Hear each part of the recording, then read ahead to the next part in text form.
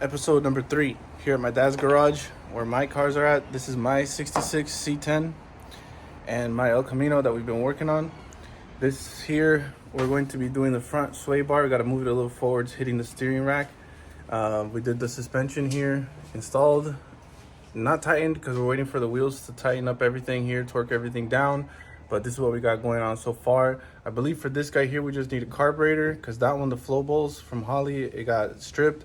And the little pump, whatever, got stripped. And it costs like $300 to fix it. So I could just buy an Edelbrock 650 CFM one. And for $300, $400 around there, $350. And replace it there.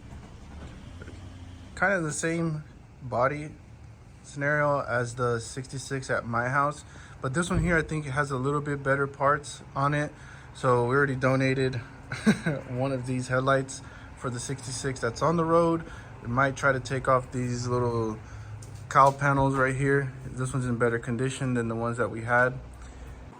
These are the cowl panels that we took off from the 66 at my house. You can see all this bubbling, all this rust here. This one's in a little bit worse condition. Look at the underside. I don't think there's any saving this, at least for my experience. I can't fix this. This is a little bit outside of my experience range here. Maybe I'll just hang this up on the wall or something. The star for today's show, let's show you the sway bar and where it's hitting.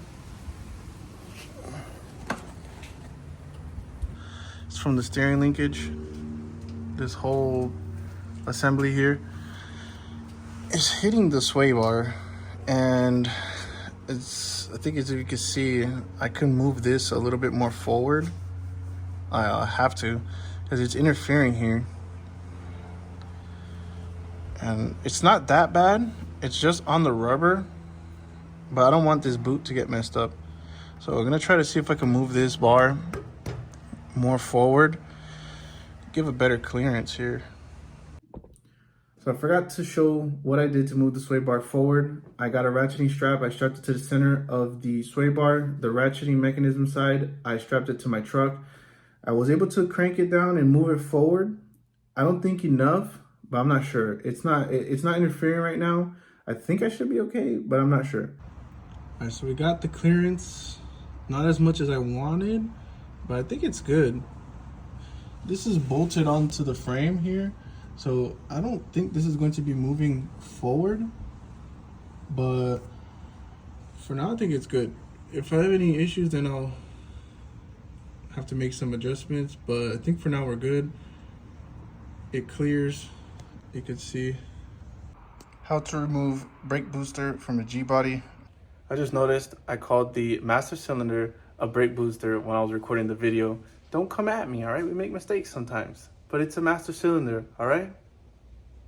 I cut the lines. These were really bad, weren't coming off. It's gonna get a new one and brake lines anyways, but it's a 17 millimeter nut here and a 17 millimeter nut here, and this whole mechanism slides right out, quick and easy.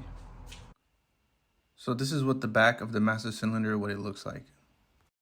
All right, so this is the end of the episode. We did a lot today. We took off some cowling parts here on the 66. We were able to move the sway bar. We got some clearance, not enough as I wanted, but hey, hopefully it works out. I think it's good. So yeah, catch you guys in the next episode.